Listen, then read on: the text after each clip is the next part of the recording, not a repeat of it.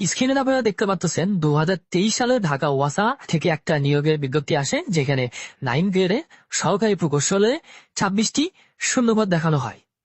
এই নিয়োগের প্রিলি হয়, রিটেন হয়, ভাইবা হয়, এরপরে বলা হয় সেই পরীক্ষা বাতিল। এরপরে আবার 2024 সালে সেম নিয়োগই আবার জারি করা হয়, বলা হলো এবং ইহের পদ সংখ্যা আছে 16টা। পরীক্ষা কিন্তু বাতিল হয়ে গেছিল, তাহলে যদি আবার নিয়োগের বিজ্ঞপ্তি দেয় 26 পদে থাকার কথা, কিন্তু দেখাচ্ছে 16টা, মধ্যে থেকে 10টা পদ হাওয়া হয়ে গেছে। এই 10টা পদে করছে কি, ওই 10 গ্রেড থেকে ডিপ্লোমাদেরকে উঠাই নিয়ে 9 গ্রেডে রাখা হয়েছে ঘোষের মাধ্যমে। এবার চলুন স্ক্রিনে আমরা আরেকটি উদাহরণ দেখি।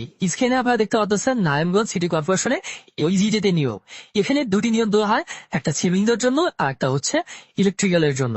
সিভিলে বলা হচ্ছে 9 গ্রেডে যতগুলো পদ ফাঁকা থাকবে তার 50%ই ওই 10 গ্রেড থেকে ফিল আপ করা হবে। আবার বিদ্যুতের যতগুলো পদ ফাঁকা আছে তার 100%-এর 67%ই পূরণ করা হবে কি ওই 10ম গ্রেড থেকে টেনে নিয়ে আসে। এরপর চলুন আমরা আর একটা ভয়াবহ কেস দেখাই।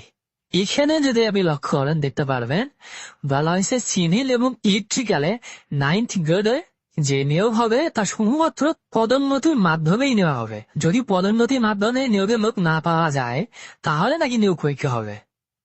এটা কি কখনো সম্ভব যে পদোন্নতির জন্য লোক পাওয়া যাবে না? 10 গ্রেডে কি লোক নাই? সেই 10 গ্রেডের লোক গুলাকেই আবার 9 গ্রেড হবে এটা হচ্ছে।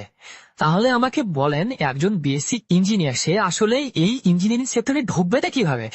কখনো 33%, কখনো 67%, কখনো 100% যদি প্রকৌশলের মাধ্যমে ঢোকানো হয়, তাহলে বেশি পড়ার মানেটা কি?